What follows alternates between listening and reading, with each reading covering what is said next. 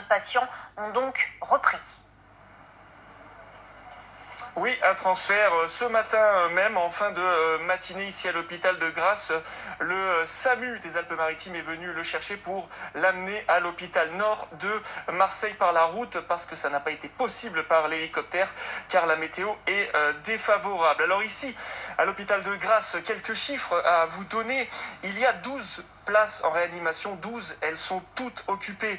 Et sur les 23 lits du service Covid, 21 sont occupés. Donc le transfert était inéluctable. Je vous propose d'écouter à ce sujet le directeur de l'hôpital de Grasse. Il est au micro de Johan Rouquet. Nous avons sollicité l'Agence régionale de santé en début de semaine pour faire un transfert et nous donner un peu d'air sur nos capacités de réanimation. On a 70 patients en réanimation, donc une place sur 70, c'est déjà beaucoup.